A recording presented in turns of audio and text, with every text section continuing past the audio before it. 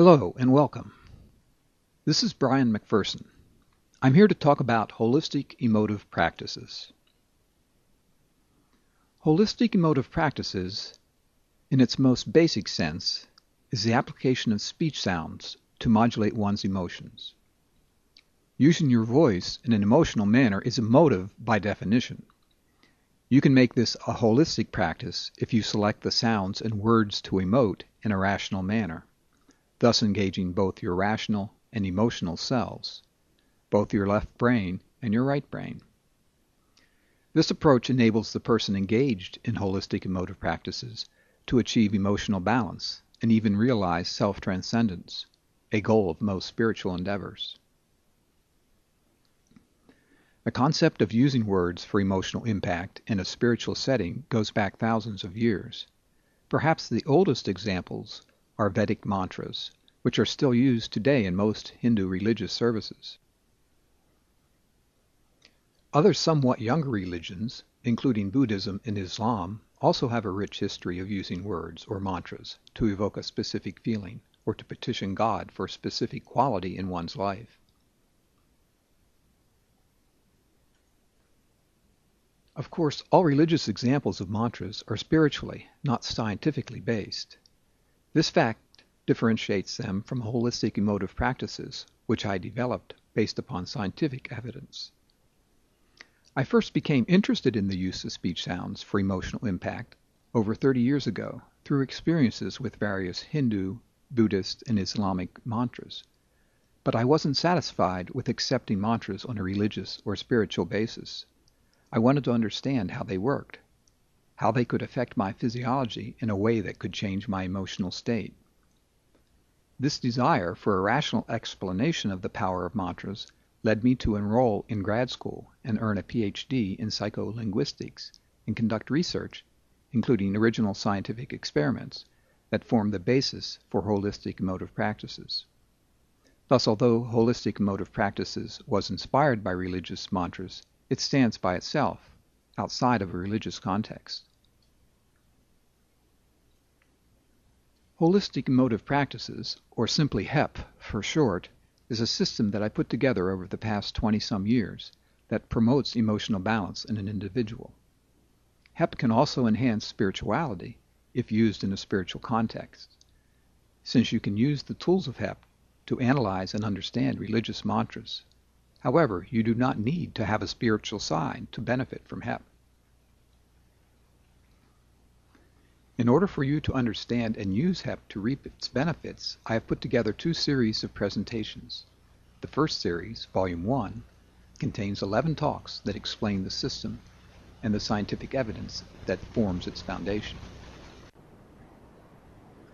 The second series, Volume 2, consists of 14 presentations that focus on the practical application of the material presented in Volume 1. Volume 1, Part 1, which you are currently listening to, presents a broad outline of HEP. It provides a basic explanation of the whole system and its individual parts, but it doesn't get into the details. Those will come in later presentations of the series. Part 2 of Volume 1 concerns the physiology of emotions. To use HEP, you must have a way to identify emotional states and moods. This presentation will explore research into emotions and establish a useful nomenclature for characterizing emotions based on the three physiological dimensions of emotions, which are arousal, pleasure, and control. Like the other presentations in this series, the discussion on emotions is scientific, but it avoids most technical jargon and can be easily understood by a lay person. The third presentation in this series deals with the physiology of speech. Its goal is to make you aware of how we generate speech by manipulating various articulators, including the lips, tongue, jaw, and so forth.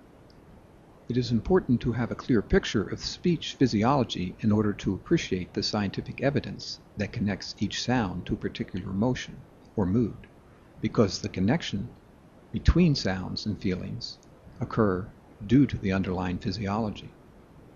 This presentation also presents evidence for three primary vowels and related consonants based upon physiology. Part 4 of this series provides evidence that links primary sounds to specific emotions.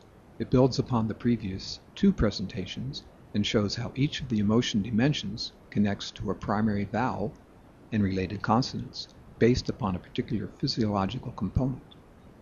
This forms the heart of HEP and the core of the innovative science that inspired it. The next step in understanding HEP is to delineate the connections between non-primary sounds and emotions and moods. This presentation covers all English phonemes, the smallest component of speech, and some non-English phonemes that expand the scope of HEP. This information is an extrapolation and continuation of the previous presentation. The 6th presentation deals with the emotional impact of sound combinations. So now instead of the emotional value of a single phoneme, we investigate how pairs of sounds and groups of 3 letters affect our moods. The 7th presentation hones in on the crux of HEP, how to modulate emotions with speech sounds. It breaks the task down into 4 basic steps. First, the identification of the current mood. Second, picking a sound that matches the current mood.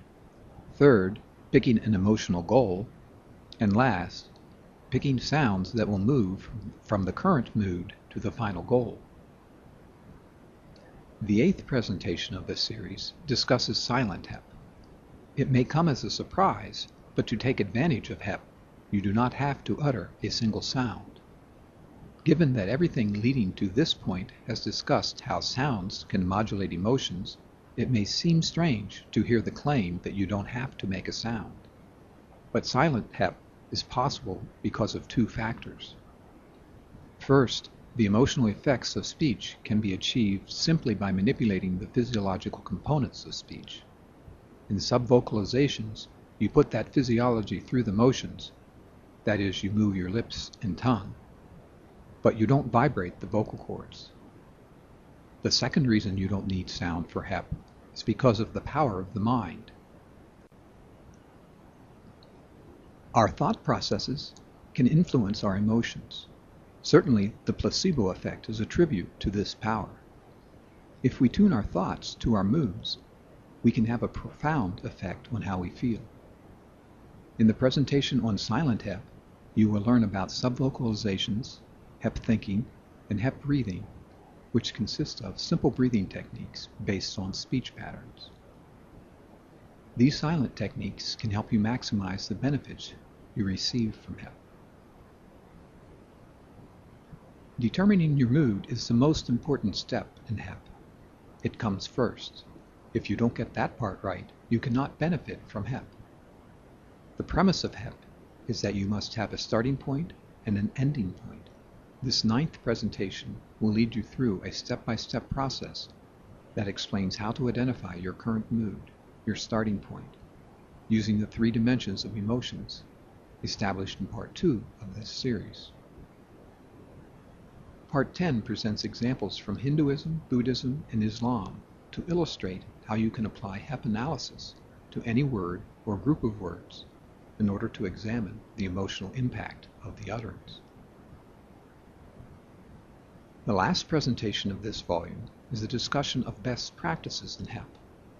The topics addressed in this include frequency of use, or how often to repeat a HEP word, the modality of use, addressing which silent techniques to use and when, and the setting of use, in other words, whether to use HEP on the fly or spontaneously, versus using HEP at a set-aside time for meditative purposes. Don't forget to check out Volume 2 if you are interested in seeing numerous examples that address a number of specific emotions and moods. Thanks for listening.